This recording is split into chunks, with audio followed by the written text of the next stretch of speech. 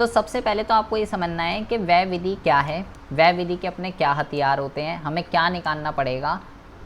उसने कुछ भी बोला हो, हम सबसे पहले व्यय विधि के अंदर क्या निकालेंगे, उसके बाद जो भी उसने पूछा हम कन्वर्ट कर लेंगे। पता कैसे चलता है क्वेश्चन क्या है, किस मेथड का है, हमें जो क्वेश्चन के अंदर जो घटक दे रखे होते हैं उन घटकों से पता चलता है कि भाई ये उत्पाद विधि का क्वेश्चन है, या आय विधि का क्वेश्चन है, या वो व्यय विधि का क्वेश्चन है। वो तो क्वेश्चन में सीधा लिख देगा निम्नलिखित आंकड़ों से राष्ट्रीय आय निकालो। तो आपको घटक को पढ़ के पता चलेगा कि जो घटक दे रखे हैं ये, अब आपको तीनों के घटक पता चल जाएंगे, तो आपको घटकों को देख के पता करना पड़ेगा कि ये आय विधि के घटक हैं, ये व्यय विधि के घटक हैं, या ये उत्पाद विधि के घटक हैं। तो अगर हम बात करते हैं व्यय विधि के रिगार्डिंग, तो व्यय विधि के अंदर सबसे पहले हमारे को जो निकालना पड़ता है, व्यय विधि हम पढ़ रहे हैं, व्यय विधि के अंदर हमें सबसे पहले जो निकालना पड़ता है वो हमें निकालना पड़ता है जीडीपी एट एमपी। क्या निकालना पड़ता है हमें? व्यय विधि के अंदर हमारे पास जो टूल है, जो हथियार है हमारा, वो है जीडीपी एट एमपी। एक बारी हमारे पास जीडीपी एट एमपी आ गया, उसके बाद उसने कुछ भी पूछा हो, उस 8 टर्म में से सारी की सारी आ जाएंगी। सबसे पहला क्वेश्चन ये है कि भाई जीडीपी एट एमपी निकलता क्या है। जैसे हमने उत्पाद विधि के अंदर सीखा कि भाई कैसे निकलता है, हमने आय विधि के अंदर सीखा कि भाई टूल है हमारे पास एनडीपी एट एफसी, उसके अपने घटक हैं। इसके क्या घटक होते हैं? इसके भी 3 घटक होते हैं। सबसे पहला जो घटक होता है इसका, ये है अंतिम उपभोग व्यय, सबसे पहला घटक। दूसरा जो इसका घटक होता है, सबसे पहला होता है अंतिम उपभोग व्यय। दूसरा जो इसका घटक होता है, इसको कहते हैं सकल घरेलू पूंजी निर्माण, सकल घरेलू पूंजी निर्माण। और तीसरा जो इसका घटक होता है वो होता है शुद्ध निर्यात। आपको बस क्या करना है, आपको बस व्यय विधि का अगर क्वेश्चन है, आपको कैसे भी करके व्यय विधि का अगर क्वेश्चन है, जीडीपी एट एमपी निकाल लो। एक बारी आपके पास जीडीपी एट एमपी आ गया, उसने कुछ भी पूछा हो, हम कन्वर्जन करके निकाल लेंगे।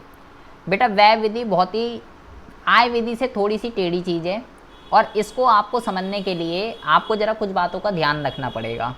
सबसे पहले कुछ वर्ड्स हैं जो मैं आपको पहले भी बता चुका हूँ, इसके दूसरे नाम भी ध्यान रखने हैं आपको। जैसे सबसे पहला है घरेलू, तो आपको ये ध्यान रखना है घरेलू और देशीय एक ही चीज़ होती है। दूसरा जो वर्ड है ये है पूंजी निर्माण। ये मैं चीज़ आपको पहले भी बता चुका हूँ, लेकिन मैं दोबारा बता रहा हूँ क्योंकि यहाँ पे बहुत ही ज़्यादा यूज़ होगी। पूंजी निर्माण को निवेश भी कहते हैं, एक ही चीज़ होती है। दूसरा वर्ड है निवल। निवल को आपको ध्यान रखना है, निवल को आपको जो है शुद्ध भी कहते हैं। अगला जो वर्ड है ये है स्थिर। स्थिर को जो है अचल कहते हैं, ठीक है। तो ये 4-5 टर्म्स हैं जो आपको ध्यान रखनी है, जो यहाँ पे बहुत ही ज़्यादा यूज़ होगी। तो जैसे यहाँ पे लिखा है ना सकल घरेलू पूंजी निर्माण, तो यहाँ पे सकल घरेलू निवेश भी लिखा हो सकता है। इस कंपोनेंट की जगह ये भी लिखा हुआ हो सकता है सकल घरेलू निवेश, क्योंकि मैंने बोला कि भाई पूंजी निर्माण को निवेश भी कहते हैं। हमने पढ़ा है ना कि भाई पूंजी निर्माण और निवेश एक ही चीज़ होती है। स्टॉक में वृद्धि को एक पर्टिकुलर टाइम पे हमने वहाँ पे पढ़ा था, पूंजीगत वस्तुओं के स्टॉक में वृद्धि को पूंजी निर्माण कहते हैं। तो भाई ये एक ही चीज़ होती है। और इसी जैसे ये शुद्ध निर्यात लिखा हुआ है, तो आप इसकी जगह निवल निर्यात भी लिख सकते हो, ये भी एक ही चीज़ होती है, क्योंकि मैंने बोला भाई शुद्ध और निवल एक ही चीज़ होती है। और यहाँ पे लिखा हुआ है अंतिम उपभोग व्यय, तो अंतिम उपभोग व्यय को तो बेटा अंतिम उपभोग व्यय ही हम बोलेंगे, ठीक है। तो अंतिम उपभोग व्यय, तो ये तो एक ही चीज़ है। आपको इन तीनों घटकों को जोड़ देना है, जीडीपी एट एमपी आ जाएगा। अब यहाँ पे हम समझते हैं बेटा, सबसे बहुत ही ज़्यादा ध्यान से सुनेंगे। सबसे पहले हम बात करते हैं, अगर तीनों कंपोनेंट मुझे सीधा दिख गए तो फिर तो क्वेश्चन हलवा है, तीनों को जोड़ देंगे, जीडीपी एट एमपी आ जाएगा। और उसके बाद उसने कुछ भी बोला हो, लेकिन आपकी किस्मत इतनी अच्छी नहीं होगी बेटा कि आपको ये घटक सीधा दे। बहुत ही सिंपल वे में आपको समझाऊंगा। आपको सबसे पहले क्या ध्यान रखना है, आपको सबसे पहले ध्यान रखना है अंतिम उपभोग व्यय। अगर आपको अंतिम उपभोग व्यय अगर आपको सीधा ना दिखे, आपको क्या करना है, आपको अगर ये सीधा ना दिखे, ये बहुत इजी है बेटा, अगर ये नहीं दे रखा, दो घटकों को जोड़ देना है, आपका अंतिम उपभोग व्यय आ जाएगा। कौन कौन से घटकों को जोड़ना है? आपको सबसे पहले घटक को जोड़ना है निजी अंतिम उपभोग व्यय, निजी अंतिम उपभोग व्यय, और दूसरे आपको घटक को जोड़ना है सरकारी अंतिम उपभोग व्यय। निजी अंतिम उपभोग व्यय और सरकारी अंतिम उपभोग व्यय, इन दोनों घटकों को जोड़ देंगे, आपका आ जाएगा बेटा आंसर अंतिम उपभोग व्यय। बात खत्म। पहला कंपोनेंट बहुत ही ज़्यादा इजी है। अब आती है बेटा दूसरे कंपोनेंट के रिगार्डिंग। दूसरा जो कंपोनेंट है बेटा बहुत ही ज़्यादा इंपॉर्टेंट है। व्यय विधि जो पूरी की पूरी गलत होती है वो केवल दूसरा कंपोनेंट गलत करके जाती है। दूसरे कंपोनेंट का नाम है हाँ, निजी को आप जो है ये सही कह रहा है बेटा, एक मिनट रुको ज़रा, सकल घरेलू पूंजी निर्माण। आसिफ तुमने मेहनत तो करी है यार, ये बात तो मानना पड़ेगा। यहाँ पे बेटा ये ध्यान रखना है, कभी कभार ना निजी को व्यक्तिगत भी कहते हैं, ठीक है, व्यक्तिगत निजी अंतिम उपभोग व्यय तो व्यक्तिगत अंतिम उपभोग व्यय भी कभी कभार लिख देता है, ठीक है। तो हमारे भी आंसर आजकल सही आने लगे हैं इसके। तो सर सरकारी को सार्वजनिक, हाँ ये भी बिल्कुल सही कह रहे हो आप, सरकारी को सार्वजनिक भी। हिंदी में बस यही दिक्कत है कि यार इसमें ना नाम जो है ना, नाम सार्वजनिक, नाम हिंदी में दो दो तीन तीन हो जाते हैं, इंग्लिश में एक ही रहते हैं मोस्टली, तो ये ध्यान रखना है आपको। अब आती है दूसरे कंपोनेंट की बात। दूसरा जो कंपोनेंट है इसमें बहुत ही टेढ़ी चीज़ है, ये गलत हो जाएगा, लेकिन मैं आपको सिर्फ 3 फॉर्मूले बता रहा हूँ इसको करने के लिए, आपको दूसरे घटक में कभी कोई दिक्कत ही नहीं होगी बेटा। सबसे पहले आपको चाहिए सकल घरेलू पूंजी निर्माण, तो अगर ये आपको नहीं दे रखा तो 3 फॉर्मूले आपको लर्न करने हैं, आपका सकल घरेलू पूंजी निर्माण निकल जाएगा। सकल को कहते हैं ग्रॉस, घरेलू को कहते हैं डोमेस्टिक, और पूंजी निर्माण को कहते हैं कैपिटल फॉर्मेशन। तो इसको शॉर्ट में जो है GDCF भी कह देते हैं, ठीक है, GDCF शॉर्ट में, इतना बड़ा बड़ा नहीं लिखेंगे, ग्रॉस डोमेस्टिक कैपिटल फॉर्मेशन। चाहो तो मैं यहाँ लिख देता हूँ, कहीं आप बोलो GDCF की फुल फॉर्म क्या है, ग्रॉस डोमेस्टिक कैपिटल फॉर्मेशन, ये भी आप इसको लिख सकते हो शॉर्ट में GDCF, क्योंकि हम बार बार नहीं लिखेंगे। तो सबसे पहला हम देखते हैं कि अगर मेरे को GDCF चाहिए और मेरे पास अगर नहीं है, सबसे पहला फॉर्मूला है इसका, आपको क्वेश्चन के अंदर क्या दे रखा होगा बेटा, ये ध्यान रखने हैं चारों टर्म्स, ठीक है, प्लीज़ इसको याद रखिएगा कि निवल को शुद्ध भी कहते हैं, स्थिर को अचल भी कहते हैं, पूंजी निर्माण को निवेश भी कहते हैं, और घरेलू और देशी एक ही चीज़ होती है, क्योंकि मैं बार बार नहीं लिखूंगा कि जहाँ पे मैं निवल लिख रहा हूँ वहाँ पे शुद्ध भी आ सकता है, जहाँ मैं स्थिर लिख रहा हूँ वहाँ पे अचल भी आ सकता है, जहाँ मैं पूंजी निर्माण लिख रहा हूँ वहाँ निवेश भी आ सकता है, और जहाँ घरेलू लिख रहा हूँ वहाँ देशीय भी आ सकता है। प्लीज़ इन 4 वर्ड को व्यय विधि के अंदर तो घोल के पी जाइएगा। तो सबसे पहला जो वर्ड है, सबसे पहला जो फॉर्मूला है, आपको चाहिए सकल घरेलू पूंजी निर्माण, तो वो आपको क्या देगा, वो आपको दे देगा निवल घरेलू पूंजी निर्माण, निवल घरेलू पूंजी निर्माण, वो आपको जो है ये दे देगा। अब मुझे चाहिए सकल और उसने दे दिया निवल, निवल भी कह सकते हो या शुद्ध भी कह सकते हो। तो आपको बस क्या करना है, आपको बस इस वाले के अंदर ऐसी सिचुएशन में केवल इसके अंदर मूल्यह्रास को जोड़ देना है, आपका GDCF आ जाएगा, सकल घरेलू पूंजी निर्माण। सबसे इजी, सबसे हलवा। आपको सकल चाहिए लेकिन उसने निवल दे दिया, तो मैंने क्या पढ़ाया आपको कि भाई सकल में मूल्यह्रास शामिल होता है, शुद्ध में मूल्यह्रास शामिल नहीं होता, तो मुझे शुद्ध दे रखा है, ठीक है, मैं चाहूँ तो यहाँ लिख देता हूँ कि ये गिवन है, आपको ये गिवन है, मूल्यह्रास जोड़ दूंगा, आ जाएगा मेरा सकल घरेलू पूंजी निर्माण। दूसरा फॉर्मूला देखिए, आपको चाहिए GDCF, ठीक है, और आपको जो है, अब बेटा बहुत ही इंपॉर्टेंट फॉर्मूला है ये, इसको अच्छे से करेंगे। आपको अब जो है क्वेश्चन के अंदर दे रखा है निवल घरेलू अचल पूंजी निर्माण, अचल पूंजी निर्माण।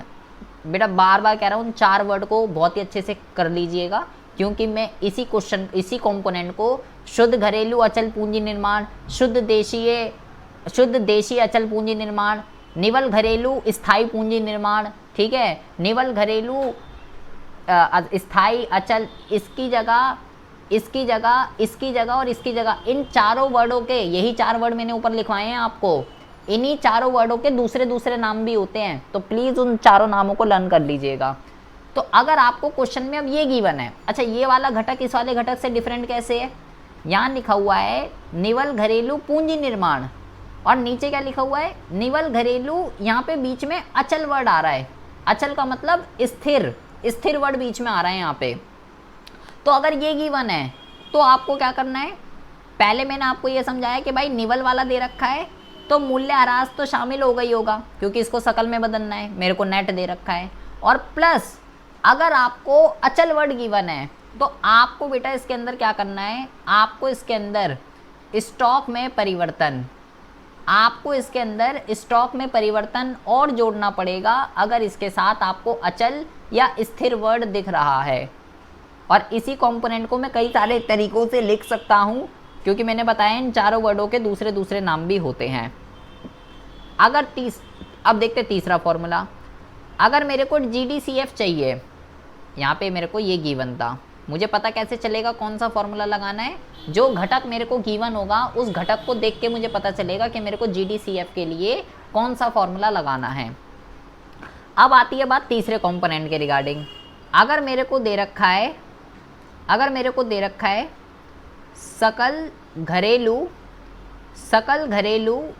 स्थाई या अचल, कुछ भी कह सकते हो, पूंजी निर्माण, अब मैं क्या करूं, अब देखिए मुझे क्या चाहिए, बहुत ही ज़्यादा ध्यान से सुनेंगे, मुझे चाहिए सकल घरेलू पूंजी निर्माण, और मुझे क्वेश्चन में क्या दे रखा है, सकल घरेलू पूंजी निर्माण तो दे रखा है, लेकिन बीच में यहाँ पे एक अचल वर्ड आ गया, स्थाई वर्ड आ गया। ये वाला घटक इस वाले घटक से डिफरेंट कैसे है, मेरे को बीच में स्थाई वर्ड दे रखा है यहाँ पे, तो यहाँ पे हम क्या करेंगे, तो यहाँ पे हम जो है केवल और केवल हम यहाँ पे क्या कर देंगे, ये तो ऑलरेडी सकल पे है, तो यहाँ पे डेप्रिसिएशन नहीं जोड़ना आपको, यहाँ पे आपको केवल स्टॉक में परिवर्तन जोड़ देंगे, यहाँ पे केवल स्टॉक में परिवर्तन जोड़ देंगे और आपका आंसर आ जाएगा। यहाँ पे मैं डेप्रिसिएशन क्यों नहीं जोड़ रहा, क्योंकि जो मेरे को वर्ड गिवन है वो भाई ऑलरेडी सकल पर है, तो वो तो ऑलरेडी सकल पर है, तो उसको सकल में तो मूल्य ह्रास शामिल होता है, तो ठीक है केवल स्टॉक में परिवर्तन जोड़ दूंगा तो मेरा आंसर आ जाएगा। और स्टॉक में परिवर्तन ही क्यों जोड़ूं, स्टॉक में परिवर्तन क्यों जुड़ रहा है, क्योंकि हमने निवेश के घटक के अंदर पढ़ा था कि निवेश के 2 घटक होते हैं, अगर आपको याद हो तो, एक होता है स्थिर निवेश और एक होता है माल सूची निवेश, अगर आपको कुछ याद हो तो, इसलिए यहाँ पे हम स्टॉक में परिवर्तन जोड़ रहे हैं विपिन। ये हो गए 3 फॉर्मूले, ये तीनों फॉर्मूले बेटा आपको घोल कर पी जाने हैं। एग्जाम के अंदर जो घटक दे रखा होगा, कौन सा फॉर्मूला आपको लगाना है, कौन सा फॉर्मूला आपको लगाना है, आपको ये देखना पड़ेगा गिवन क्या है, ये गिवन है, ये गिवन है या ये गिवन है, यही 3 लगेंगे बार बार। एक और फॉर्मूला होता है, लेकिन ये बेटा जब क्वेश्चन बहुत ही ज़्यादा टफ होगा, बहुत ही ज़्यादा जब टफ होता है तो ये फॉर्मूला लगता है, अदरवाइज ये फॉर्मूला नहीं लगेगा। ये वाला जो फॉर्मूला मैं आपको चौथा बता रहा हूँ, ऐसा शायद ही आपकी बुक के अंदर इस टाइप का कोई क्वेश्चन आपको देखने के लिए मिले। तो ये वाला जो फॉर्मूला है, ये वाला जो फॉर्मूला है बहुत ही ज़्यादा आप कह सकते हो कम यूज़ होगा, इसका इतना ज़्यादा यूज़ नहीं होगा। तो मैं यहाँ लिख देता हूँ चौथा फॉर्मूला। आपको घटकों के अंदर क्या होगा, ये कुछ भी गिवन नहीं होगा, आपको घटक के अंदर गिवन होगा, आपको घटक के अंदर गिवन होगा व्यावसायिक स्थायी निवेश। सबसे पहला गिवन होगा व्यावसायिक स्थायी निवेश प्लस सरकारी स्थायी निवेश प्लस परिवारों द्वारा, बिल्कुल ऐसे ही गिवन होगा डिट्टो जो मैं यहाँ लिख रहा हूँ, परिवारों द्वारा रिहायशी मकानों के निर्माण पर निवेश, रिहायशी मकानों के निर्माण पर निवेश और प्लस स्टॉक में परिवर्तन। आपको बेटा अगर ये 3 घटक कहीं दे रखे हैं, व्यावसायिक स्थायी निवेश, सरकारी स्थायी निवेश एंड परिवारों द्वारा रिहायशी मकानों के निर्माण पर निवेश और प्लस स्टॉक में परिवर्तन। ये बिल्कुल ही अलग चीज़ है, ये कंपोनेंट बहुत ही रेयर है कि ये वाला फार्मूला लगे। बुक में आपको जितने भी क्वेश्चन मिलेंगे वो पहला, दूसरा, तीसरा इन फार्मूले से होंगे बेटा। चौथा वाला ऐसा कोई क्वेश्चन बुक में भी नहीं दे रखा है कि लगेगा। एक क्वेश्चन है लेकिन वो शायद बहुत पुरानी वाली बुक में, मैं इसका क्वेश्चन आपको कराऊंगा कि कैसे इस पर क्वेश्चन एग्जाम में पूछा जाता है। अब देखिए, ये 4 फॉर्मूले आपको लर्न कर लेने हैं बहुत ही अच्छे से, खासकर शुरू के 3। अगर निवल घरेलू पूंजी निर्माण है केवल डेप्रिसिएशन जोड़ दूंगा। अगर बीच में निवल के साथ अचल भी आ जाए तो डेप के साथ साथ स्टॉक में परिवर्तन भी जुड़ेगा। और अगर सकल घरेलू अचल पूंजी निर्माण है तो केवल स्टॉक में परिवर्तन जोड़ूंगा, क्योंकि डेप्रिसिएशन नहीं जुड़ेगा क्योंकि वर्ड ऑलरेडी सकल पर है। तो दूसरा मुद्दा आपका क्लियर हो जाएगा। दूसरे कंपोनेंट का और कोई तोड़ नहीं है, आप बस ये फॉर्मूला लर्न कर लीजिए और इससे इजी वे और कुछ नहीं है इसका। अदरवाइज़ यहाँ पे बच्चे बहुत ही ज़्यादा कंफ्यूज होते हैं कि भाई मैं क्या करूँ, इसका क्या दे रखा है, क्या जुड़ेगा। ये 3 फॉर्मूले कर लीजिए, आप कभी व्यय विधि के अंदर कंफ्यूज नहीं होगे। अब आती है बात, पहला हो गया अंतिम उपभोग व्यय, दूसरा हो गया सकल घरेलू पूंजी निर्माण। अब आती है बात शुद्ध निर्यात की। अगर शुद्ध निर्यात मेरे को गिवन ना हो तो क्या करना पड़ेगा? तो देखिए, शुद्ध निर्यात को आप जो है निवल निर्यात भी कह सकते हो, एक ही चीज़ होती है। तो ये जो डिफरेंस होता है, ये डिफरेंस होता है निर्यात माइनस आयात, ये होता है, ठीक है। निर्यात में से आयात को माइनस कर देते हैं तो भाई शुद्ध निर्यात आ जाता है। अब इसके बेटा अलग अलग केस होते हैं, ज़रा ध्यान से समझेंगे। सबसे पहला है केस 1। मान लीजिए आपको निर्यात गिवन है 500, आयात गिवन है 100, तो और मेरे को शुद्ध निर्यात चाहिए। तो अगर अभी तो दोनों ही गिवन है, तो दोनों गिवन है तो कोई दिक्कत वाली बात नहीं है। शुद्ध निर्यात कैसे निकलेगा? 500 माइनस 100 इज इक्वल टू 400। तो वही तो वेरी इजी, वेरी सिंपल। अगर मेरे को केवल निर्यात ही गिवन हो क्वेश्चन में 500, केस 2 पढ़ रहे हैं हम, और आयात गिवन नहीं है, पूरा क्वेश्चन मैंने चेक कर लिया आयात गिवन नहीं है, और मेरे को शुद्ध निर्यात निकालना है, तो मैं क्या करूँगा भाई? पहले पूरा क्वेश्चन अच्छे से चेक कर लेंगे, मेरी गलती नहीं है, 500 में से 0 माइनस कर देंगे तो भाई 500 ही आ जाएगा। तीसरा केस देखते हैं। अगर आपको केवल आयात गिवन हो, केवल आयात, मान लो 100 गिवन है, निर्यात है ही नहीं, और आपको शुद्ध निर्यात चाहिए, और आपको शुद्ध निर्यात चाहिए, तो फिर क्या करोगे? पहले पूरा क्वेश्चन अच्छे से चेक कर लेंगे कि निर्यात है या नहीं है। अगर नहीं है तो भाई 0 minus 100 is equal to minus का 100। एक बात आपको गांठ बांध लेनी है कि भाई अगर केवल निर्यात गिवन है, निर्यात प्लस होता है, निर्यात प्लस होता है, प्लस होता है और प्लस होता है। जैसे विदेशों से वाला प्लस होता है तो भाई निर्यात प्लस होता है। और अगर केवल आयात गिवन है क्वेश्चन में तो भाई आयात माइनस होता है। जैसे को वाला माइनस होता है, माइनस होता है, माइनस होता है, तो भाई आयात माइनस होता है। अगर केवल आयात गिवन है तो माइनस होगा। कोई भी आयात गिवन हो, अभी हम दूसरे भी आयात पढ़ेंगे, कोई भी निर्यात गिवन हो प्लस होगा, रट लीजिए। से वाला प्लस होता है, निर्यात भी प्लस होता है। को वाला माइनस होता है, आयात भी माइनस होता है। अब हम आते हैं केस 4 पे। अब ज़रा ध्यान से समझेंगे। आपको क्वेश्चन के अंदर, अब ज़रा मैं 4-5 केस बताऊंगा, इसको ज़रा ध्यान से समझना, ऐसे ही आपको न्यूमेरिकल में देखने के लिए मिलेंगे। आपको जो है शुद्ध निर्यात गिवन है 300, और ये आयात भी गिवन है 100, और मेरे को शुद्ध निर्यात चाहिए, तो मैं क्या करूं? मेरे को शुद्ध निर्यात चाहिए और उसके साथ आयात भी गिवन है, तो क्या मैं ये कर दूं 300 में से 100 गए इज इक्वल टू 200? क्या ये करना सही रहेगा? नहीं, ये करना सही नहीं रहेगा। क्यों? क्योंकि मैंने आपको ये सिखाया, अबे भाई आपको क्या चाहिए? आपको चाहिए शुद्ध निर्यात। तो जब मुद्दा गिवन है शुद्ध निर्यात तो डायरेक्ट इसी को ही पुट करेंगे, डायरेक्ट इसी को ही पुट करेंगे, डिफरेंस नहीं निकालेंगे। जो चीज़ आपको चाहिए वो दे तो रखी है, ख़त्म बात, दैट्स इट। इसी तरीके से ये भी बेटा बहुत अच्छा केस है, ज़रा ध्यान से समझेंगे। सारे के सारे क्वेश्चन में आपको यही देखने के लिए मिलेगा। आपको क्या दे रखा है? आपको बेटा निर्यात दे रखा है, मान लो 300, और अब की बार जो शुद्ध वाला वर्ड है ना वो आयात के साथ लिखा हुआ है, शुद्ध आयात। या निवल आयात, कुछ भी कह सकते हो, 100 शुद्ध भी कह सकते हो, निवल भी कह सकते हो, एक ही चीज़ होती है। ये जरा समझ लीजिए, यही आपको देखने के लिए मिलेगा हर केस के अंदर। तो क्या मैं, और मेरे को क्या चाहिए, मेरे को चाहिए शुद्ध निर्यात, मुझे ये चाहिए। तो मैं क्या करूं, क्या मैं 300 में से 100 को माइनस कर दूं और 200 लिख दूं शुद्ध आयात? नहीं, मैं डिफरेंस नहीं निकालूंगा।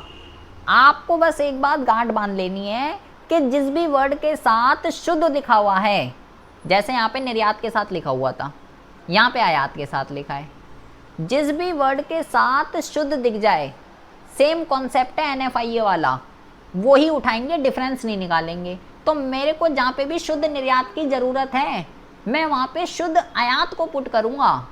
क्या पुट करूँगा मैं वहाँ पे शुद्ध आयात को पुट करूँगा। कितना, 100। और मैंने आपको ये बोला आयात माइनस होता है, तो जहाँ पे भी ज़रूरत होगी आयात माइनस होता है, ध्यान रखिएगा, चाहे वो बिना शुद्ध वाला हो चाहे वो शुद्ध वाला हो। निर्यात प्लस होता है, चाहे वो बिना शुद्ध वाला हो चाहे वो शुद्ध वाला हो, कोई भी हो, निर्यात प्लस होगा, आयात माइनस होगा। तो जहाँ पे भी ज़रूरत है इसकी शुद्ध निर्यात की, मुझे जहाँ भी ज़रूरत है वहाँ पे आयात पुट करूँगा, और आयात माइनस होता है। और ये डिपेंड करता है कि आयात प्लस का दे रखा है या माइनस का दे रखा है। बहुत ज़्यादा ध्यान से सुनेंगे क्या कह रहा हूँ मैं, ज़रा सुनिए। का ही दे रखा है, आपको माइनस का ही दे रखा होगा। जैसे कि मैं यहाँ केस 6 बना देता हूँ। केस 6 आपको निर्यात दे रखा है 300, ठीक है, आपको निर्यात दे रखा है 300 और लिखा हुआ होगा निवल आयात, निवल आयात, और कितना लिखा हुआ है, माइनस का 100, माइनस का ही दे रखा होगा आपको। तो ऐसी सिचुएशन में अब क्या करेंगे, मैंने बोला डिफरेंस तो नहीं निकालूंगा, क्योंकि मैंने बोला भाई डायरेक्ट इसी को ही पुट करूँगा, डायरेक्ट इसी को ही पुट करूँगा, तो यही पुट होगा, माइनस का 100 ही पुट होगा जहाँ पे मुझे ज़रूरत है। लेकिन मैंने आपको ये बोला भाई आयात माइनस होता है और वो DGT माइनस की दे रखी है, तो माइनस माइनस क्या हो जाएगा, माइनस माइनस हो जाएगा प्लस। ये बात आपको ध्यान रखनी है। केस 5 और केस 6 आपको मोस्टली न्यूमेरिकल क्वेश्चन के अंदर देखने के लिए मिलेंगे। तो तीनों घटक मैंने आपको बताए कि भाई अगर आपको व्यय विधि के अंदर क्वेश्चन को सॉल्व करना है, सबसे पहली बात तो इन 4 वर्ड को गोल कर पी जाइए, क्योंकि ये 4 वर्ड व्यय विधि के अंदर बहुत ही ज़्यादा यूज़ होते हैं। घरेलू की जगह देशीय, पूंजी निर्माण की जगह निवेश, निवल की जगह शुद्ध और स्थिर की जगह अचल वर्ड आ जाता है। अगर आपको व्यय विधि का क्वेश्चन करना है, आप GDP या MP निकाल लो कैसे भी करके, 3 घटक को जोड़ दो, अंतिम उपभोग व्यय, सकल घरेलू पूंजी निर्माण और शुद्ध निर्यात, आंसर आ जाएगा। कुछ भी बोला हो कन्वर्जन कर देंगे। फिर मैंने समझाया कि अगर पहला घटक ना गिवन हो, अंतिम उपभोग व्यय अगर ना गिवन हो, तो भाई निजी अंतिम उपभोग व्यय और सरकारी अंतिम उपभोग व्यय दोनों को जोड़ देंगे। निजी को व्यक्तिगत और सरकारी को सार्वजनिक भी कह सकते हैं, दोनों को जोड़ देंगे, आ जाएगा। तब जोड़ना है अगर अंतिम उपभोग व्यय ना दिखे, लेकिन वो आपके साथ चालबाजी चलेगा, वो आपको ये भी दे देगा अंतिम उपभोग व्यय, और वो आपको ये भी दे देगा इसके घटक में से कोई सा, निजी या सार्वजनिक में से कोई सा दे देगा एक। तो आपको ध्यान रखना है, आपको नहीं लेना भाई। घटकों को तब जोड़ते हैं, सेम कॉन्सेप्ट जो प्रीवियस चलता आ रहा है वो यहाँ पे भी एप्लीकेबल होगा। घटकों को तब जोड़ते हैं जब मुद्दा ना दे रखा हो। तो अगर आपको अंतिम उपभोग व्यय भी दे रखा है और सरकारी अंतिम उपभोग व्यय भी दे रखा है, तो नहीं लेंगे भाई सरकारी वाला, केवल अंतिम वाला लेंगे, क्योंकि सरकारी तो ऑलरेडी अंतिम का घटक होता है, वो तो ऑलरेडी उसमें जुड़ा हुआ है ना, तो केवल अंतिम लेंगे। सकल घरेलू पूंजी निर्माण मोस्ट इंपॉर्टेंट और मोस्ट कंफ्यूजिंग घटक है व्यय विधि का। 3 सूत्र आपको लर्न करने हैं, GDCF कहते हैं इसको, ग्रॉस डोमेस्टिक कैपिटल फॉर्मेशन। तो अगर आपको सकल घरेलू पूंजी निर्माण चाहिए, पहला तो है अगर क्वेश्चन में सीधा दे रखा है तो फिर तो भाई साहब ये समझ लो हलवा क्वेश्चन है। लेकिन अगर नहीं है तो आपको या तो ये गिवन होगा या ये गिवन होगा या ये गिवन होगा, तो आपको देखना पड़ेगा गिवन क्या है। आपको दिख गया निवल घरेलू पूंजी निर्माण गिवन है, डेप्रीसिएशन प्लस कर दूंगा, आ जाएगा सकल घरेलू पूंजी निर्माण। आपको दिख गया निवल वर्ड तो गिवन है, लेकिन यार इसके बीच में अचल वर्ड आ रहा है, तो मूल्यह्रास के साथ साथ आपको स्टॉक में परिवर्तन भी जोड़ना पड़ेगा। और अगर आपको सकल ही गिवन है, सकल घरेलू पूंजी निर्माण ही गिवन है, लेकिन बीच में यहाँ पे ये स्थायी वर्ड आ रहा है, तो आपको अब डेप्रीसिएशन नहीं जोड़ना, क्योंकि वर्ड तो ऑलरेडी सकल पर ही है, तो उसमें तो मूल्यह्रास शामिल ही होगा। केवल स्टॉक में परिवर्तन जोड़ दूंगा, GDCF आ जाएगा। ये 3 फॉर्मूले आप घोल कर पी जाइए, सारे न्यूमेरिकल इसी से ही सॉल्व हो जाएंगे, चौथे को भी इग्नोर मार दीजिए। और लास्ट मैंने आपको बताया शुद्ध निर्यात। ये डिफरेंस होता है निर्यात माइनस आयात का। इसमें 6 कंपोनेंट में 6 केस आपको बताए हैं। पहला, जब दोनों गिवन होते हैं कोई दिक्कत नहीं है, जब एक गिवन होता है निर्यात और जब एक गिवन होता है आयात। निर्यात प्लस होता है भाई, निर्यात प्लस होता है, आयात माइनस होता है, इस बात को बांध लीजिए। और जो केस 4, 5 और 6 है सारे न्यूमेरिकल में यही देखने के लिए मिलेगा। आपको शुद्ध निर्यात भी गिवन है, आयात भी गिवन है, डिफरेंस नहीं निकालूंगा, डायरेक्ट उसी कंपोनेंट को पुट करूंगा जिसके साथ शुद्ध है। यहाँ पे क्या है, यहाँ पे आयात के साथ शुद्ध दे दिया तो डिफरेंस नहीं निकालूंगा, डायरेक्ट आयात को ही पुट करूंगा, चाहे कुछ भी गिवन हो, प्लस का हो या माइनस का हो। आयात माइनस होता है चाहे वो शुद्ध वाला हो या बिना शुद्ध वाला हो, निर्यात प्लस होता है चाहे वो शुद्ध वाला हो या कैसा भी हो। जैसे ये जो कंपोनेंट है, ये केस 6 सारे क्वेश्चन में यही देखने के लिए मिलेगा आपको आयात दे रखा होगा, शुद्ध आयात या निवल आयात दे रखा होगा माइनस की डिजिट के साथ। तो मैंने बोला भाई आयात तो माइनस होता है और वो डिजिट ही माइनस की दे रखी है, तो माइनस माइनस प्लस हो जाएगा। बस इतनी बकवास आपको ध्यान रखनी है। आपका वह विधि के अंदर GDP एट MP आ जाएगा। उसके बाद उसने दुनिया की कोई भी चीज बोली हो, हम कन्वर्जन करके आंसर निकाल लेंगे। अगर इतनी बात आपको समझ में आ चुकी है तो अब हम बात करते हैं इसके न्यूमेरिकल क्वेश्चन के रिगार्डिंग। पहले 1-2 मैं आपको करा रहा हूँ, उसके बाद जो है आप जो है फिर करेंगे कि भैया कैसे जो है इनके न्यूमेरिकल क्वेश्चन को सॉल्व किया जाए। क्वेश्चन में आपसे कहता है क्या है कि राष्ट्रीय आय निकाल। क्वेश्चन में आपसे क्या कहता है, क्वेश्चन में आपसे कहता है राष्ट्रीय आय ज्ञात करो, राष्ट्रीय आय ज्ञात करो। और घटक जो आपको गिवन है, सबसे पहला घटक आपको गिवन है विदेशों से कारक आय, विदेशों से कारक आय, विदेशों से कारक आय गिवन है 15। दूसरा जो आपको घटक गिवन है, ये आपको गिवन है निजी अंतिम उपभोग व्यय, निजी अंतिम उपभोग व्यय, निजी अंतिम उपभोग व्यय 600 गिवन है। तीसरा आपको जो घटक गिवन है, ये आपको गिवन है घिसावट, ये आपको गिवन है 50। चौथा घटक आपको गिवन है सरकारी अंतिम उपभोग व्यय, सरकारी अंतिम उपभोग व्यय, सरकारी अंतिम उपभोग व्यय आपको गिवन है 200, ठीक है। और पांचवा जो घटक आपको गिवन है, ये आपको गिवन है निवल देशीय, निवल देशीय अचल पूंजी निर्माण, अचल पूंजी निर्माण, निवल देशीय अचल पूंजी निर्माण, ये आपको गिवन है 110। छठा कंपोनेंट गिवन है, छठा कंपोनेंट गिवन है विदेशों को शुद्ध कारक आय, शुद्ध कारक आय। बेटा पीछे जितने कॉन्सेप्ट हमने ध्यान रखे हैं NFIA के, NIT के, ये भी बेटा आपको ध्यान रखने हैं, अब सब कुछ एक साथ यूज़ होगा। अगला कंपोनेंट गिवन है निवल आयात, निवल आयात आपको गिवन है, निवल आयात आपको गिवन है -20। अगला कंपोनेंट गिवन है निवल अप्रत्यक्ष कर, निवल अप्रत्यक्ष कर, ये आपको गिवन है 70। और लास्ट घटक आपको गिवन है, लास्ट घटक आपको गिवन है स्टॉक में परिवर्तन, स्टॉक में परिवर्तन, स्टॉक में परिवर्तन गिवन है -10।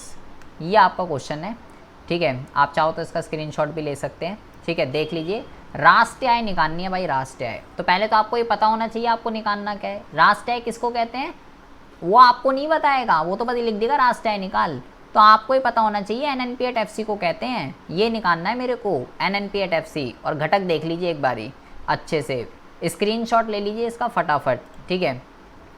स्क्रीनशॉट ले लीजिए, अगर आप करना चाहते हो तो ट्राई कीजिए, ठीक है। कितने में आपको कितने बोला भाई राष्ट्रीय आय निकाल NNP at FC, तो भाई मेरे को तो मैटर नहीं करता उनने कुछ भी बोला हो, मैं क्या निकालूंगा जो मैंने सीखा है। और मैंने क्या सीखा है, मैंने सीखा है वह विधि का अगर क्वेश्चन होगा तो भाई मैं निकालूंगा GDP at MP। कैसे निकलेगा भाई, सबसे पहले घटक चाहिए अंतिम उपभोग व्यय। अंतिम उपभोग व्यय कैसे निकलता है, नहीं दे रखा मुझे, तो भाई निजी अंतिम उपभोग व्यय और सरकारी अंतिम उपभोग व्यय जोड़ दूंगा दोनों को, कितना आ जाएगा 600 प्लस 200। ठीक है जी, दूसरे घटक पे आ जाते हैं। सकल घरेलू पूंजी निर्माण, ये चाहिए आपको, सकल घरेलू पूंजी निर्माण चाहिए, सकल घरेलू पूंजी निर्माण। तो भाई सकल घरेलू पूंजी निर्माण तो नहीं दे रखा। पांचवा घटक देखेंगे, पांचवा घटक देखेंगे क्या दे रखा है, निवल देशीय अचल पूंजी निर्माण। इसको आप बेटा निवल घरेलू अचल पूंजी निर्माण भी कह सकते हो, क्योंकि मैंने आपको बोला देशीय और घरेलू एक ही चीज़ होती है, अचल और स्थायी एक ही चीज़ होती है, तो ध्यान रखिएगा। तो अब मुझे ये देखना पड़ेगा, अब मुझे ये देखना पड़ेगा कौन सा फॉर्मूला लगाऊं मैं इसमें। 3 फॉर्मूले बताए मैंने आपको, तो मैं देखता हूँ कौन सा वाला फिट बैठ रहा है। तो मुझे जो क्वेश्चन में गिवन है उसके हिसाब से मेरे को दूसरे वाला फॉर्मूला लग रहा है ये फिट बैठ रहा है, क्योंकि निवल घरेलू अचल पूंजी निर्माण यही तो गिवन है। निवल देशीय या निवल घरेलू एक ही चीज़ होती है और अचल और स्थायी एक ही चीज़ होती है। तो मुझे क्वेश्चन के अकॉर्डिंगली दूसरा फॉर्मूला फिट बैठ रहा है। तो मुझे क्या करना है, मुझे इसके अंदर डेप्रिसिएशन और स्टॉक में परिवर्तन और जोड़ देना है, मेरा काम बन जाएगा। तो ये मेरे को गिवन है 110, इसमें डेप्रिसिएशन और जोड़ देता हूँ, घिसावट दे रखी है 50 और स्टॉक में परिवर्तन भी जोड़ देता हूँ। ये बेटा आपको -10 दे रखा है, ये आ गया -10। अब आती है तीसरे की बात।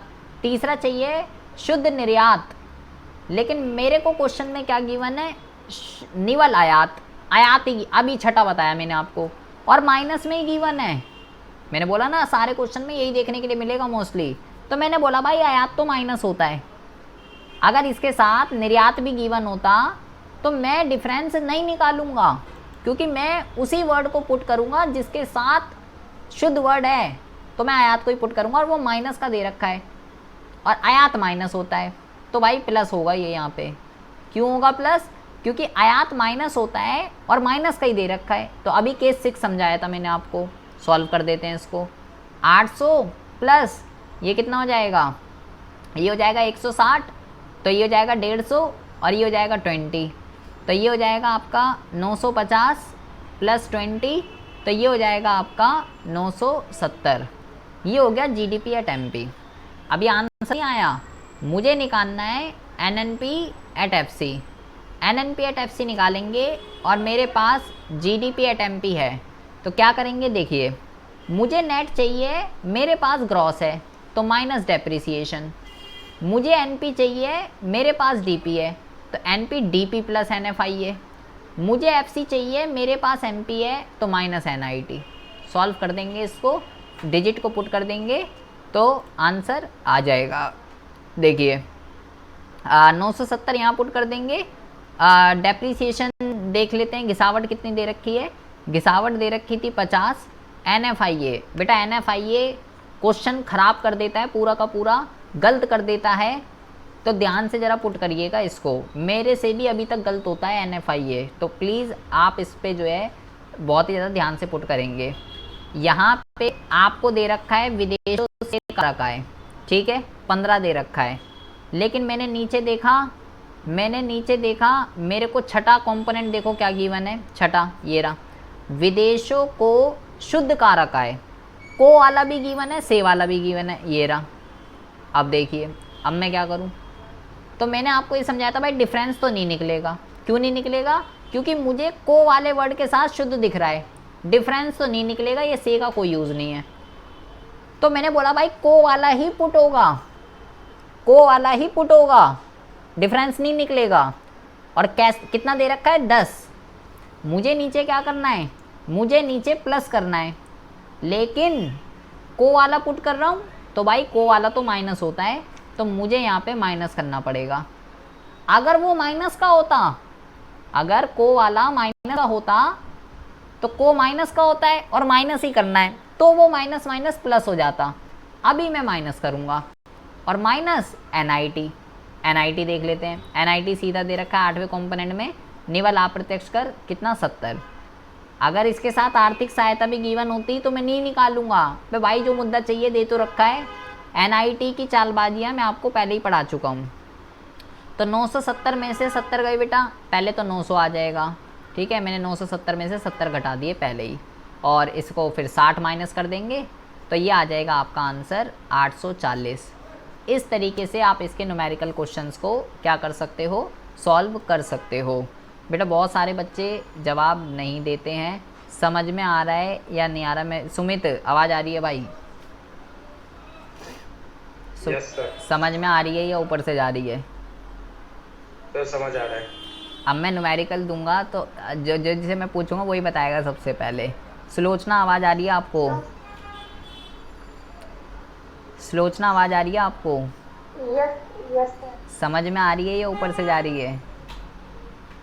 आ रहा है। कब कौन सा फॉर्मूला लगाएंगे, जीडीसीएफ कैसे निकलता है, शुद्ध निर्यात का कौन सा केस लग रहा है, एक एक बात कहीं पे अगर समझ में नहीं आ रही है तो पूछिए, क्योंकि लाइव क्लास का बेटा यही तो फ़ायदा है कि अगर कुछ समझ में नहीं आ रहा तो आप पूछिए।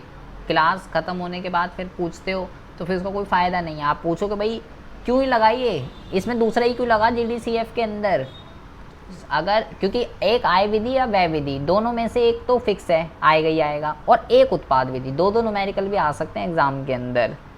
तो अब मैं आपको दूसरा देता हूँ, दूसरा क्वेश्चन देता हूँ, अब ज़रा आराम से करिएगा। मैं नेट एक्सपोर्ट एक बार दोबारा बता रहा हूँ, इसके 6 केस हैं, दोबारा देख लीजिए। नेट एक्सपोर्ट, ठीक है, बता रहा हूँ संजू, मैंने नेट एक्सपोर्ट के अंदर बोला भाई 6 केस है, कौन सा लगेगा वो क्वेश्चन के डेटा के ऊपर डिपेंड करता है क्या गिवन है।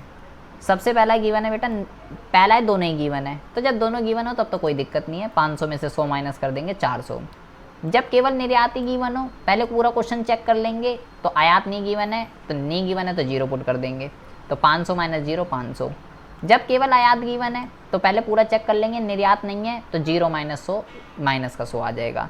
निर्यात प्लस होता है, आयात माइनस होता है, लेकिन मोस्टली जो फॉर्मूले में यूज़ होगा 4 5 6 ये वाला होगा कि अगर आपको शुद्ध निर्यात भी गिवन है और आयात भी गिवन है तो भाई मैं क्या करूँगा, मैं जो है डिफरेंस नहीं निकालूंगा, डायरेक्ट उसी वर्ड को पुट करूँगा जिसके साथ शुद्ध वर्ड है, और वो है निर्यात।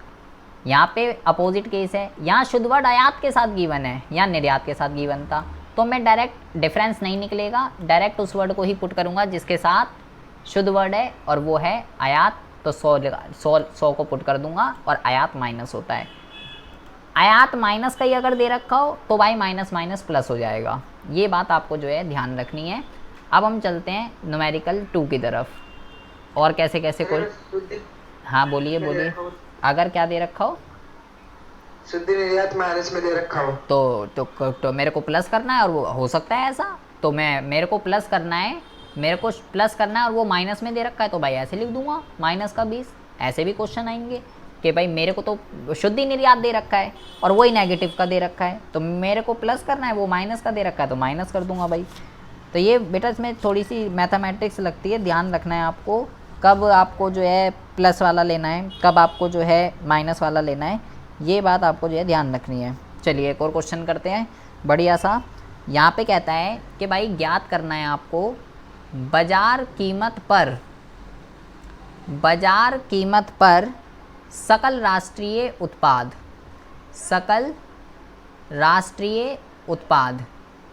बाजार कीमत पर सकल राष्ट्रीय उत्पाद ज्ञात करो, ये आपसे जो है पूछा गया है, ठीक है।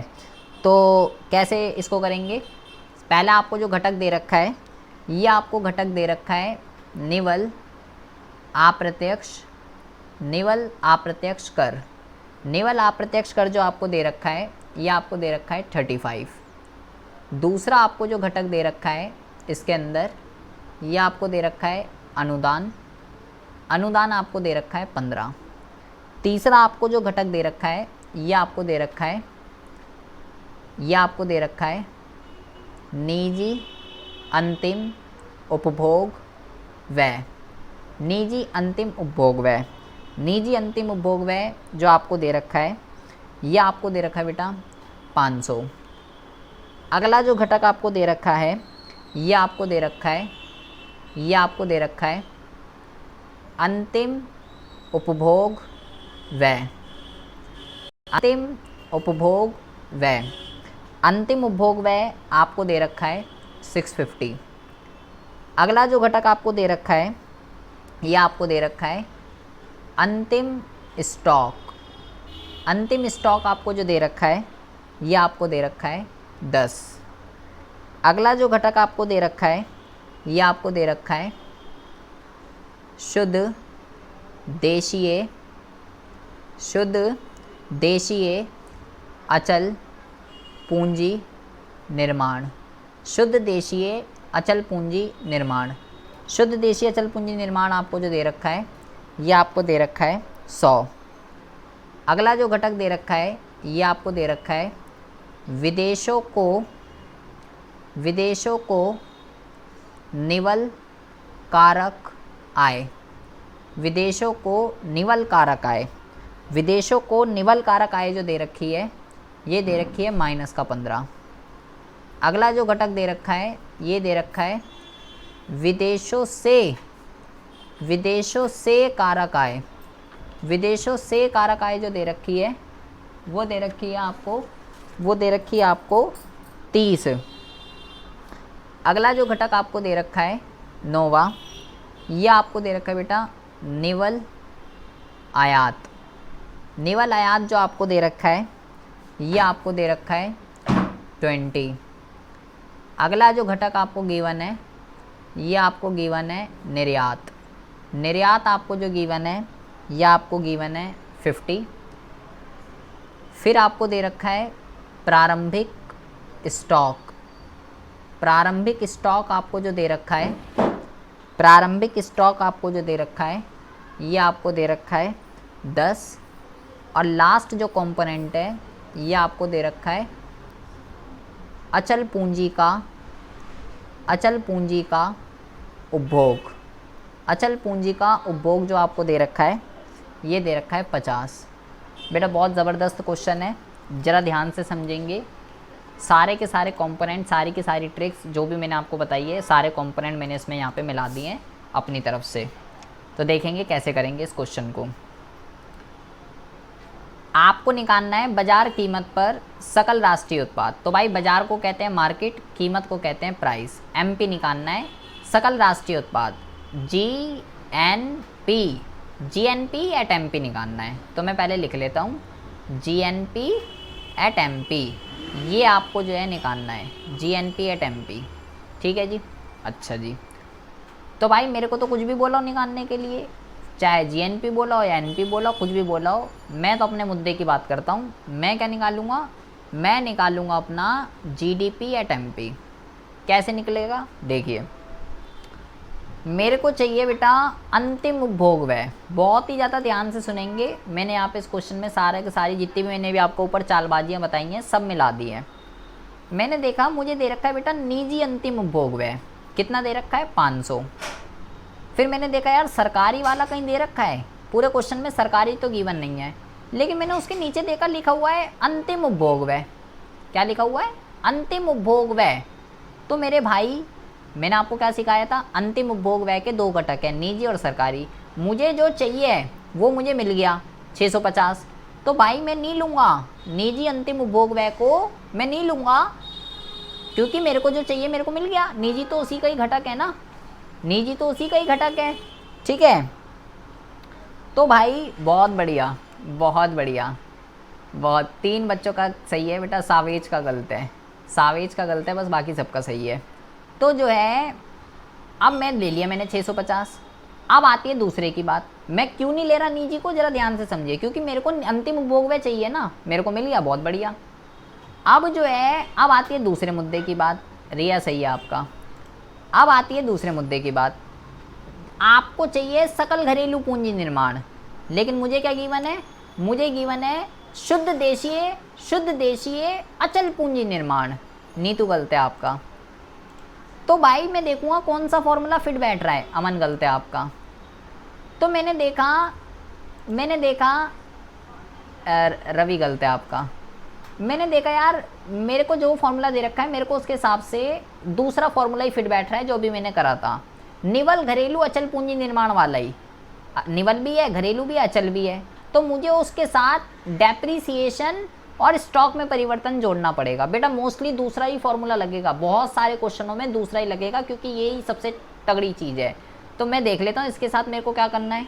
मेरे को गिवन है ये 100, मेरे को ये 100 गिवन है, प्लस इसके साथ मूल्यह्रास जोड़ना है। तो बेटा मूल्यह्रास को अचल पूंजी का उपभोग, स्थिर पूंजी का उपभोग, घिसावट, ये सब कहते हैं। मैंने चारों नाम आपको लर्न करा रखे हैं। प्लस स्टॉक में परिवर्तन। तो स्टॉक में परिवर्तन कैसे निकलेगा बेटा, दिया तो है नहीं, अंतिम दे रखा है, प्रारंभिक दे रखा है। अंतिम दे रखा है 10 और प्रारंभिक भी दे रखा है 10, अंतिम भी 10, प्रारंभिक भी 10। तो 10 में से 10 गए तो अंडा आ जाएगा। ठीक है जी। आसिफ गलत है, इल्मा गलत है, आसिफ, इल्मा, रवि, अमन सबकी बेटा सेम मिस्टेक होगी, इसलिए सबका सेम आंसर आ रहा है। केवल शिवम, रिया और सुधीर का सही है, बाकी सबका गलत है। और जिनका भी गलत है सबकी सेम गलती है, सबका सेम आंसर है। अब आते भैया 795 आ गया सर है। हाँ ठीक है तुम्हारा। अब देखिए, अब जो है अब मेरे को चाहिए शुद्ध निर्यात। तो शुद्ध निर्यात चाहिए बेटा आपको, और आपको क्या गिवन है, निवल आयात भी गिवन है और निर्यात भी गिवन है। तो क्या मैं डिफरेंस निकालूं, मैं 50 में से 20 को माइनस कर दूं, क्या 30 लिख दूं? नहीं, अभी समझाया। डायरेक्ट उस वर्ड को पुट करना है जिसके साथ शुद्ध दिख जाए। तो मेरे को दिख रहा है इसके साथ, आयात के साथ, और आयात माइनस होता है, तो भाई माइनस का 20। तो इसको कर देंगे 650 प्लस ये कितना हो जाएगा 150 और माइनस 20। तो इसको बेटा प्लस कर देंगे, ये हो जाएगा 800 और माइनस 20 इज इक्वल टू 780। 780 आ जाएगा बेटा जीडीपी एट एमपी। आंसर नहीं आ गया ये। अब मुझे क्या निकालना है, मुझे निकालना है जीएनपी एट एमपी। मुझे क्या निकालना है, मुझे निकालना है बेटा जीएनपी एट एमपी। और मेरे को क्वेश्चन में जो दे रखा है वो दे रखा है जीडीपी एट एमपी। अब कन्वर्जन कर लेते हैं। मुझे ग्रॉस चाहिए, मेरे पास ग्रॉस है, ओके है।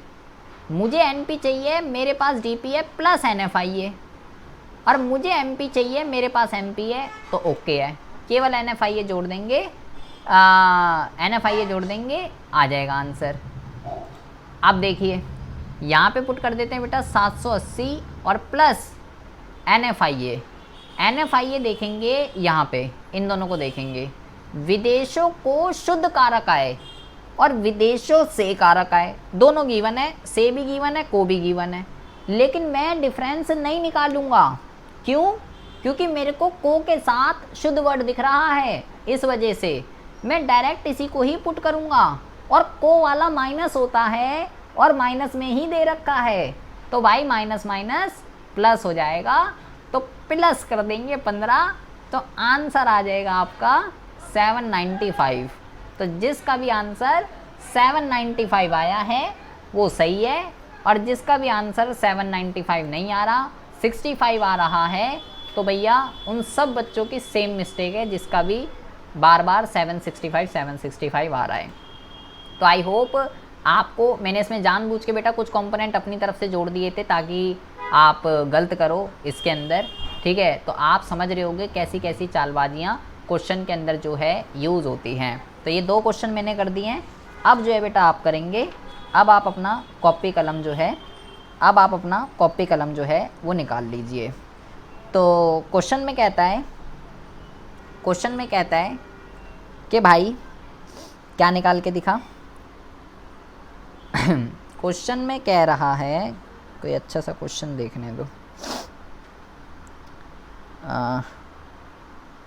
चलो देखिए,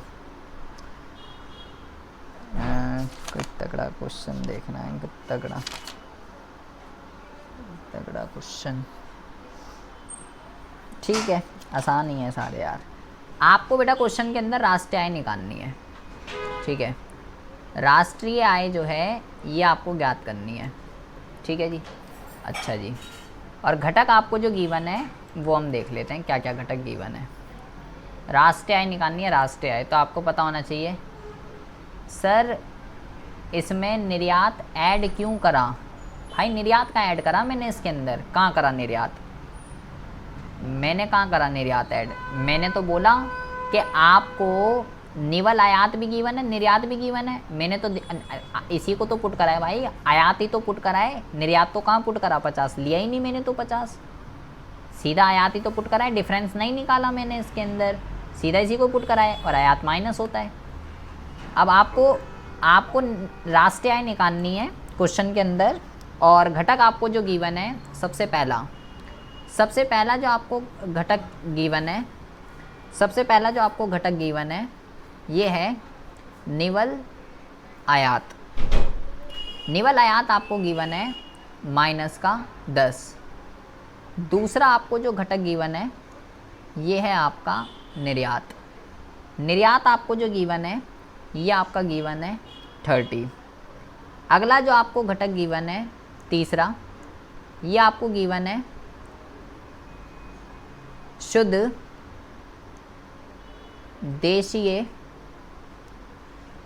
देशीय स्थिर पूंजी निर्माण। शुद्ध देशीय स्थिर पूंजी निर्माण, तो ये आपको गिवन है 100। अगला जो घटक गिवन है आपको ये गिवन है निजी अंतिम उपभोग व्यय। निजी अंतिम उपभोग व्यय, तो निजी अंतिम उपभोग व्यय जो आपको गिवन है ये आपको गिवन है बेटा 600। अगला जो घटक गिवन है ये आपको गिवन है अचल पूंजी का उपभोग। अचल पूंजी का उपभोग गिवन है 60। अगला जो घटक गिवन है ये है स्टॉक में परिवर्तन। स्टॉक में परिवर्तन जो गिवन है ये गिवन है -50। अगला जो घटक गिवन है ये आपका सरकारी अंतिम उपभोग व्यय। सरकारी अंतिम उपभोग व्यय जो आपको गिवन है ये गिवन है 200। अगला जो घटक गिवन है आपको ये है विदेशों को शुद्ध साधन आय। विदेशों को शुद्ध साधन आय ये आपको गिवन है 20। अगला गिवन है विदेशों से साधन आय ये आपको गिवन है 50।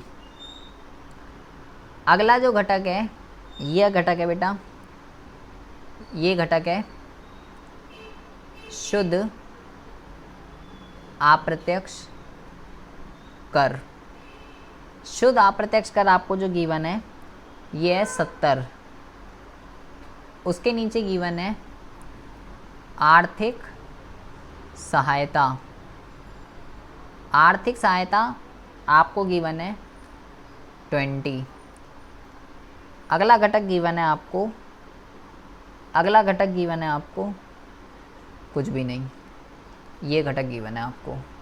ये क्वेश्चन है, आराम से कीजिए रिलैक्स होके, कोई जल्दीबाजी बात नहीं है। जिसका आ जाए मुझे मैसेज कर दीजिएगा, बट मैं जिससे पूछूंगा पहले वही बच्चा जवाब देगा, क्योंकि बहुत सारे बार बार एक ही बच्चा जवाब दे जा रहे हैं और बहुत सारे जो हैं सिर्फ मेरे को है जी। आपको ये पता होना चाहिए ना भाई कि उसने राष्ट्रीय आय बोला है तो 8। अब मेरे को मैसेज कर दो, मैं बता दूंगा क्या किसका क्या। मैसेज करो ज़रा। आपको पता होना चाहिए कि जब उसने राष्ट्रीय आय पूछता है तो क्या निकालना होता है, घरेलू आय पूछा है तो क्या निकालना होता है। अभी पहला ही क्वेश्चन मैंने आपको कराया था कि भाई क्या निकालना है, ठीक है। क्या निकालना है अभी ही मैंने आपको जो है बताया था, ठीक है। सर ये 8वां इसमें NFI होगा ना? शिवम एक बारी चेक करो ज़रा अपना। हाँ 8वां जो है विदेशों को शुद्ध साधन आय। सर NFI होगा ना ये? हाँ तो भाई आप देखो ना, अभी तो मैंने सेम क्वेश्चन ऊपर कराया, से भी गिवन है, को भी गिवन है। आप देखो क्या करते हैं। अब मैं नहीं बताऊंगा, मैं नहीं हूँ यहाँ पे अभी। आप पहले गलत आंसर निकालो फिर बताऊंगा। हाँ किरण बोलो, क्या बोलना चाह रही हो? सर कुछ नहीं। नहीं, तुमने अनम्यूट करा, मुझे लगा कि तुम बोलना चाहोगी। सर जी सुन लो, आराम से कीजिए। किसी को कोई फॉर्मूले की ज़रूरत है GDCF वगैरह का तो मेरे से पूछ लीजिएगा। अगर अभी आपको फॉर्मूले लर्न नहीं होंगे तो फॉर्मूला तो मेरे से पूछ लीजिएगा, कोई सा पूछना हो तो सारे बता दूंगा। भैया बता दो सही आंसर या नहीं। मैसेज करो ना, तुम्हारा मैसेज कहाँ है मेरे पास? मैसेज भैया कर तो दिया मैंने, लिखा तो है। तुम व्हाट्सएप पे कर रहे हो क्या मैसेज? भाई यहाँ करो ना, यहाँ करो मैसेज। इस पर कहाँ कर रहे हो तुम मैसेज मेरे को? फ़ोन थोड़ी चला रहा मैं, यहाँ पे करो मैसेज। भैया कर दिया लो। अब कहाँ कर रहे हो भाई? सबका मैसेज आ रहा है, तुम्हारा ही नहीं आ रहा। सिर्फ सुलोचना का सही है भाई, सुलोचना का ठीक है, सावेज का गलत है। एंड हाँ अखिलेश तुम्हारा तो ठीक है, तुम्हारा तो ठीक है। सुलोचना और अखिलेश।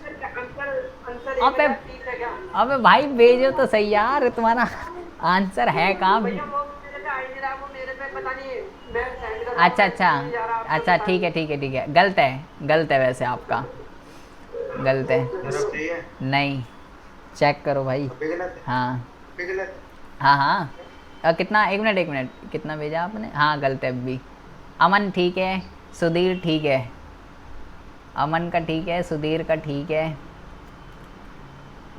अमन सुधीर अखिलेश, सबसे पहले अखिलेश ने निकाला है आंसर, सबसे पहले और सबसे फास्ट करते ही।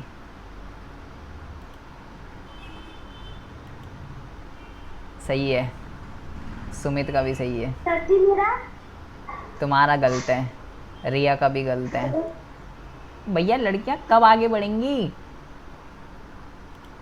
लड़कियां संजू, संजना, रिया दोनों, संजू संजना दोनों की दोनों, रिया, नीतू, किरण, सबसे सही है आसिफ तुम्हारा। इल्मा का भी ठीक है, नीतू का गलत है, इतनी लेट में निकाला वो भी गलत निकाला, बिल्कुल ही बिरादरी से अलग आंसर। भैया आराम से कीजिए, फॉर्मूला कोई सा पूछना है तो मेरे से पूछ लो। सुलोचना अगले सेशन में निकालोगी क्या? अब ठीक है शिवम, अब ठीक है। सर भेज तो दीजिए सर। अबे तुम व्हाट्सएप पे क्यों भेजते हो? मैं अभी फ़ोन थोड़ी चला रहा। आपने आंसर कहाँ भेजा? मैसेज करो ना, आपका तो नहीं आ रहा मैसेज सर में। भेज चुकी 770 भेज चुकी। अब तुम व्हाट्सएप पे भेज रहे होगे, तुम व्हाट्सएप पे नहीं भेज। सर चैट में भेजा है, आपने अभी बोला था कि भेजा। कहाँ आया तुम्हारा मैसेज? सुनो, अच्छा अच्छा अच्छा, सॉरी सॉरी, हाँ आपका तो भाई आ गया ना ऊपर। हाँ ठीक है, आपका तो कहाँ गई है? ए सो गई क्या संजना? खाएगी यहाँ पे नहीं है, सो गई क्या? सर भेजा तो सर से गलत है क्या? कहाँ है तुम्हारा? हाँ तुम्हारा तो ठीक था, तुम्हारा तो आ गया। हाँ हाँ हाँ तुम्हारा तो ठीक है, तुम्हारा तो ठीक है। कौन है ये दो? इन दो का क्या नाम है? एक मिनट रुको ज़रा। संजू, आवाज़ आ रही है बेटा? Yes sir. आ गया आंसर आपका? सर अभी वो कर करिए करिए आराम अभी कर रही हूँ। करो। कोई समझ नहीं आ रहा तो बेटा पूछिए, लाइव क्लास का यही तो फ़ायदा है कि भाई समझ नहीं आ रहा। एक किरण इतनी लेट निकाला और वो भी गलत निकाला, नाक कटवा रखी है। सावेज सही है आपका, सावेज का ठीक है। संजू और दोनों की दोनों रिया, रिया सैनी और रिया चौहान। बेटा समझ में आ रहा है या नहीं आ रहा? आप दोनों, आप रिया सैनी तो जवाब ही नहीं देती है, कुछ बोल। रिया सैनी ज़रा अनम्यूट कीजिए।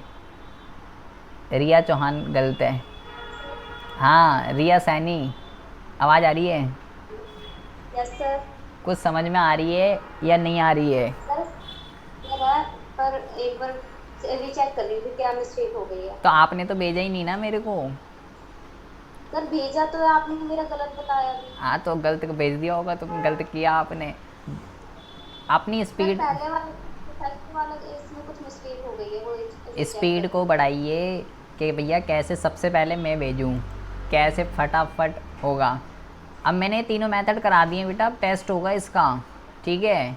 मैं तो तीनों मेथड करा दिए। अभी तो कल और क्लास होगी, कल के बाद कुछ चीज़ें बताऊंगा और फिर हम बात करते हैं अगले उस पर।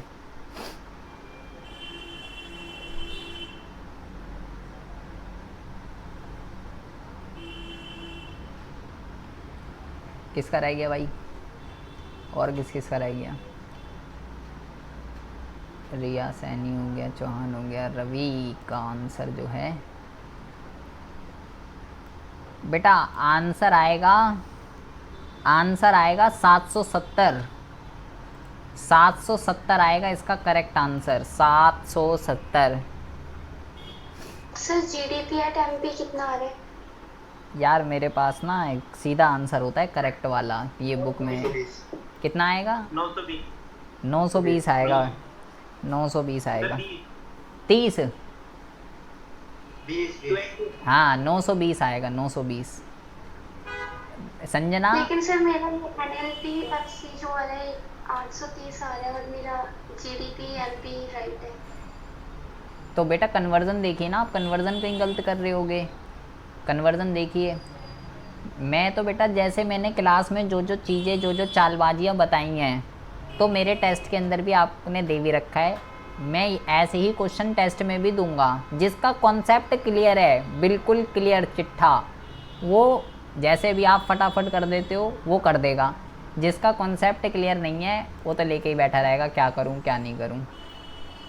नीतू गलत है बेटा बीबी। नीतू अनम्यूट करिए ज़रा, आप भी नहीं बोलते हो कुछ, अनम्यूट करो नीतू ज़रा। समझ में आ रहा है कुछ? कहाँ हो नीतू? अनम्यूट कर दो। सौरभ सही है अब। अरे नीतू अनम्यूट कर दो। अरे आवाज़ ही नहीं आ रही तुम्हारी। तो समझ आ रहा है आपको वह विधि?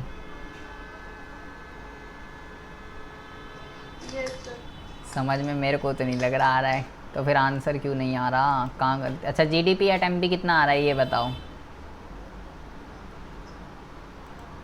नीतू। ओ नीतू अरे जल्दी बताओ यार, मैं करता हूँ फिर। देखिए मैं कर रहा हूँ इस क्वेश्चन को, फटाफट देखिए जिसका नहीं आ रहा है। जीडीपी एट एमपी पहले ये निकालूंगा, निजी अंतिम उपभोग व्यय, सरकारी अंतिम उपभोग व्यय। तो निजी अंतिम उपभोग व्यय मेरे को कहाँ दे रखा है, और सरकारी अंतिम उपभोग व्यय, निजी ये दे रखा, सरकारी ये दे रखा, 600 और 200। तो भाई 600 प्लस 200 ये हो जाएगा, प्लस दूसरा घटक देख लेते हैं, शुद्ध देशीय ये दे रखा है 100, इसके अंदर मेरे को डेप्रिसिएशन और बेटा ना, क्या जीडीपी कह रहे हो क्या? और स्टॉक में परिवर्तन जोड़ना है बेटा। 770 आएगा आंसर, 770। मैंने क्या करा, ये दे रखा था आपको शुद्ध देशीय स्थिर पूंजी निर्माण, दूसरा वाला फॉर्मूला लगाए जिसमें मूल्यह्रास और स्टॉक में परिवर्तन और जोड़ना पड़ेगा। फिर तीसरा घटक चाहिए शुद्ध निर्यात। तो मेरे को आयात गिवन है और निर्यात भी गिवन है, तो डिफरेंस नहीं निकालूंगा, केवल क्या करूँगा, डायरेक्ट आयात को ही पुट करूँगा, माइनस का 10। ठीक है जी। अब इसको कर दूंगा मैं 800 प्लस ये हो जाएगा 160, 50 माइनस कर दूंगा 110 माइनस का 10। तो अबे तुम 920 कह रहे हो, मेरा तो 900 आ रहा है आंसर। 920 कौन कह रहा है जीडीपी एट एमपी? सर आपने माइनस का 10 ले लिया, शुद्ध निर्यात माइनस प्लस होता ना। अच्छा देख लो। हाँ ठीक है। तब भी तो जो है क्या कहते हैं, तब भी तो यहाँ पे 10 आएगा। हाँ शुद्ध, अबे आयात गिवन है ना, निर्यात ये तो 10 है ना भाई, 20 कहाँ है? ये 10 है, ये तो 20 कहाँ है? निर्यात 30 है, आयात 10 है, तो ये 920 हो जाएगा। अब ये जो है 920 आएगा ना भाई, आप 930 कह रहे हो सब। 930 कैसे? 20 ही तो बात है। अच्छा 20 ही बोला है, ठीक है। अच्छा ना, अच्छा ठीक है, हो गई गलती। अब देख लो, मेरे से भी गलती होती है, तो कुछ सोचो। अब देखो, अब राष्ट्रीय आय निकालनी है, तो एनएनपी एट एफसी और जीडीपी एट एमपी। तो मुझे नेट चाहिए, मेरे पास ग्रॉस है माइनस डेप्रिसिएशन, मुझे एनपी चाहिए डीपी है प्लस एनएफआई है, एंड मुझे एफसी चाहिए एमपी है माइनस एनआईटी। तो इसको सॉल्व कर लेंगे। तो ये हो जाएगा आपका 920 माइनस डेप्रिसिएशन, डेप्रिसिएशन गिवन है, अचल पूंजी का उपभोग ये गिवन है 60 प्लस एनएफआईए। एनएफआईए के लिए क्या करूँगा, डायरेक्ट को वाला पुट करूँगा, डिफरेंस नहीं निकालूंगा, और को वाला माइनस होता है, और माइनस एनआईटी। एनआईटी के लिए ये देखिए एनआईटी भी गिवन है, आर्थिक सहायता भी गिवन है, डायरेक्ट 70 को पुटअप करूँगा।